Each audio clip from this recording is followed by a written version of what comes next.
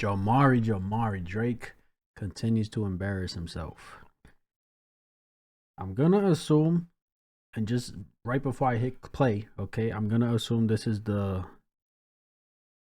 gonna be about the song he has with Sexy Red, maybe? I don't know. So the last couple of weeks have been tough for both Drake and his fans. After he decided to officially wave the white flag in his beef against Kendrick Lamar, he has still been somewhat active. First, people saw him out in the Turks partying, which is hilarious considering this line from Meet the Grams. Of course, he also had... Yo, but like... It is kind of crazy after that line, obviously, but he's always like mentioned Turks. You know what I'm saying? I feel like so it's like this is probably just like he probably has like property out here. And he's just like chilling right now. You know what I'm saying?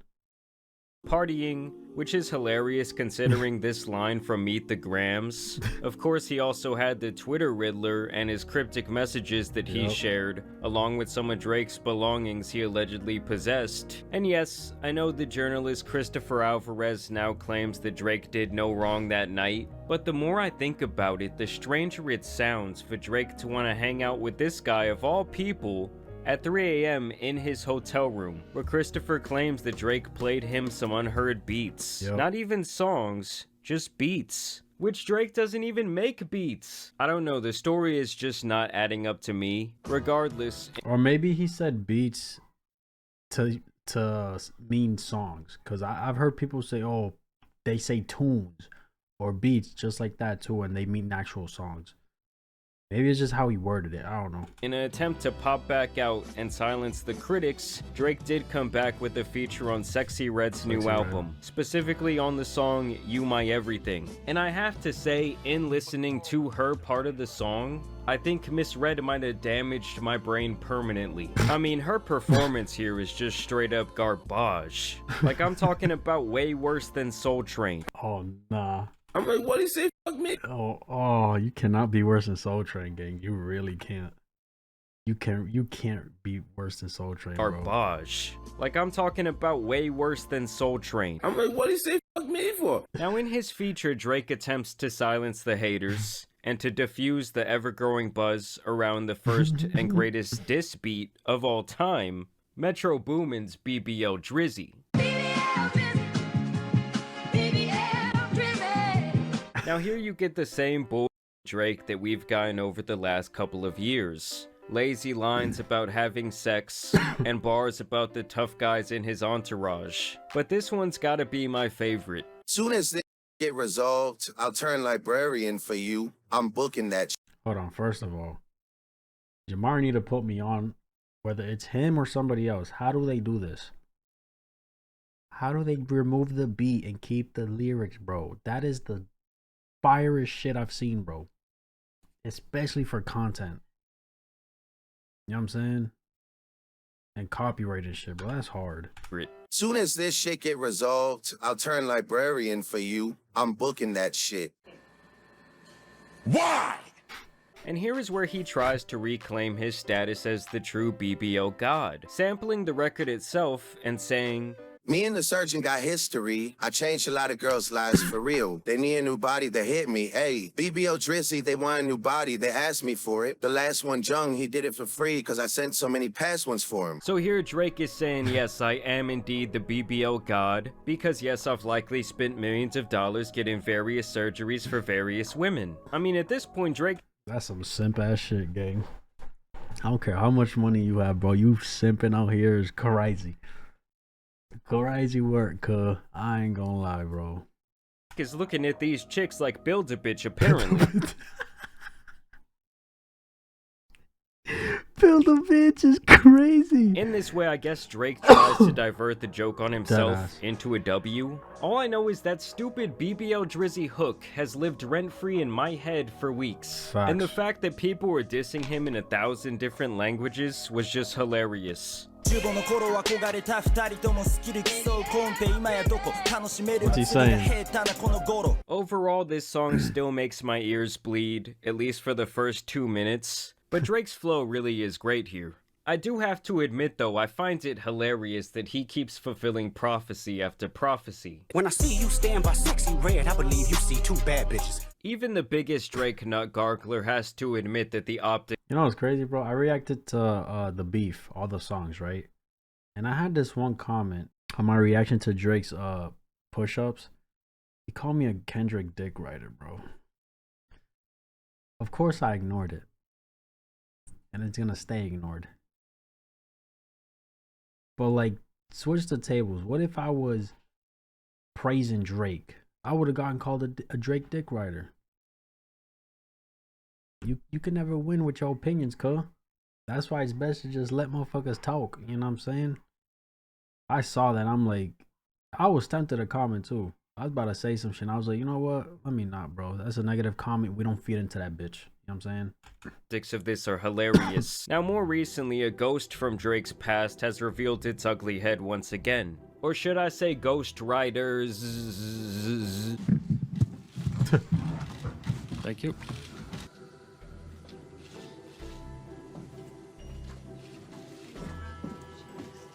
Back in 2015, Drake would famously destroy the then very respected Meek Mill in a rap battle. He took down the dude from the streets who was known for getting hyped on the mic, releasing Charged Up and then the hit record back to back in the matter of a week. Drake crushed any chance that Meek might have had by hitting him in his most vulnerable spot. I remember back then I had just left off to college, and when I heard back to back playing at house parties and on the radio, I said, "Holy." I think I was middle 2015. No, I was in high school. Holy shit, my guy Meek is cooked. He tried to come back. I tried to hype up his responses to my friends, but it did not matter. Everything about Back to Back was perfectly strategized. Even the artwork for the song directly referencing the walk-off home run in Game 6 of the 1993 World Series hit by Joe Carter was so well planned. For those of you that don't know, that home run propelled the Blue Jays to back-to-back championships. Drake had entire crowds of people saying lines like, Twinkle fingers, turn to Twitter fingers. Yeah, you get bodied by a singing nigga. You love that and you gotta get a world tour. Is that a world tour? Your girl's tour? alluding to Meek's then relationship with a much bigger entertainer than himself, Nicki Minaj. At the time, his status as her boyfriend was eclipsing his status as a rapper. Don't get me wrong, he was still dropping good music, but he was becoming more known for being Nicki's boyfriend more than he was for being Meek Mill, which is something a man is obviously going to be clowned for. This whole song is layered with references that emasculate Meek, who was known for his tough guy gangster image and ferocious delivery in his songs. For Drake to drop a radio hit on his head through a diss record is something that we had not seen for a very long time. And Kendrick did it on Drake. He dropped a hit record, Not Like Us, bro, and that shit playing everywhere. It blows my mind how diss tracks are just able to get on the radio. You know what I'm saying? Just like get all that promotion and publicity and shit, bro. I mean, it's good publicity, you feel me? But like, to be on the radio and in the clubs is crazy. And this really got him a lot of credit as an MC, and he really shed the soft R&B Marvin's Room guy label. Now you're probably asking yourself, well, why do I bring this up today? Well, first off, let's just acknowledge that what Kendrick did to Drake recently is exactly what Drake had done to Meek almost a decade ago. Because just like Drake recently, Meek actually put out some decent records of his own during that beef, dropping Wanna Know, War Pain, and Pray For Him. 3 great records. Wait, what? Wait, what? Oh, because just like Drake recently, Meek actually put out some decent records of his own during that beef, dropping Wanna Know, War Pain, and Pray For Him. Wait. These dropped during their beef? Or these are new? 3 great records that got completely eclipsed by Back to Back. In these songs, he talks about how Drake I forgot them bitches dropped. is an inauthentic artist, even calling him the new Milli Vanilli. Was it Quinn Miller? Was it Usher? Was it detail where you really got your flow? Oh, bro, that's why I forgot, because these bitches were on SoundCloud, no? That's why I had to listen to them on SoundCloud. referencing an R&B duo who infamously failed when it became public knowledge that they weren't actually singing a single note on their hit album. But in the end, it did not matter. Crazy. Meek could have dropped the most scathing record of all time, and no one would have cared because the public perception was that Drake had already won. Does any of that sound familiar to you guys? Like Kendrick just got 2 platinum records calling him a PDF file. And just like Drake recently, Meek seemingly went into this battle with no strategy. And to me, in the end, that's why they both lost. Now, to Meek's credit, during this beef, he did expose the most glaring kink in Drake's armor at the time, and that's the fact that he had gotten a lot of quote-unquote help from ghostwriters writing some of his biggest songs. There is a reason that the term OVO sweatshop was coined at this time, as people began to speculate that Drake would use his record label as a OVO sweatshop is crazy. guys to bring in talent, suck them dry for inspiration and ideas, and essentially sign his name on the top of their homework, and really leave them even worse than they were before they met him. You're not an artist anymore, little guy. You make my hits now, pussy. Meek Mill called him out on record to give Quentin Miller his due credit for his work on If You're Reading This Is Too Late. I just wanna know if you ain't right there running through the 6 shit. Tell us who the folks quit running through the 6 with. And even tweeted out, "Stop comparing Drake to me too. He don't write his own raps. That's why he ain't tweet my album, because we found out." Following this beef, reference tracks to several Drake songs would be released. People were shocked as they heard Quentin rap melodies and choruses from songs like Rico, 10 Bands, Started From the Bottom, and Know Yourself. Oh, money, new women, gotta keep it bouncing. Other reference tracks would be released from Party Next Door for the songs Company, Legend, and You With Me. Man, imagine this is your dream, to write for a massive artist like Drake, and in the end you don't even get paid for your contribution. Crazy. I never got a publishing check off of any Drake song. That's crazy, bro. And they didn't even pay this dude to give him his fucking hits, bro. You know what I'm saying? Bro. Regardless, the ghostwriter allegations had cooled off for a very long time after this. Drake, of course, went on to drop a ton of hits and several albums. But now the ghosts of the past are seemingly back, as the reference tracks have leaked for Mob Ties, Ratchet Happy Birthday, and Jumbotron Shit Poppin'. Specifically, I do want to hone in on Mob Ties here because, well, Ratchet Happy Birthday fucking sucks. And Mob Ties by many is considered to be a classic Drake song, as many felt it was a response to Pusha T. Just listen to how his biggest fans feel about it. But I did hear about that maybe he got some help on Mob Ties, and I ain't gonna lie, Mob Ties was a song that I felt that was Drake with his back against the wall, and I was like, yo, Drake, if he ain't right, it felt away. I love the song. Yeah, like that, I would be like, Take it easy, nigga. Damn. Take it easy, nigga. Yeah. Hide some help, huh? Get rid of these niggas. Damn. Tough, gang. Tough. that would hurt my heart. What's one of our favorite songs, Mavi, now? Sick of these niggas. Oh, my God. I didn't have Mob Ties. I'm sick of these niggas. Oh, hide some help. Yeah. Get rid of these niggas. But now we're finding out that an artist named Vori is allegedly the man behind Mob Ties. The flow, the cadence, everything is mapped out on this reference track. Sick of these niggas, hey. Sick of these bitches. Hire shooter. Get rid of these bitches. Now, should we be surprised by this? Absolutely not. Nah. But it does just show yet another prophecy coming true. I like Drake with the melodies. I don't like Drake when he act tough. And now we're finding out that he didn't even write his most infamous tough guy anthem. Now, in any other That's crazy, dog.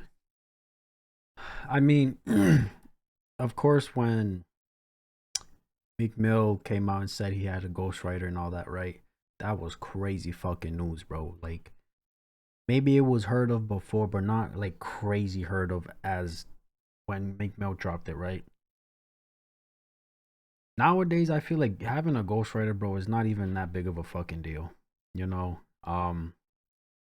To each their own, but I really feel like that whole ghostwriter shit, that shit's just like, it is what it is nowadays, you feel me?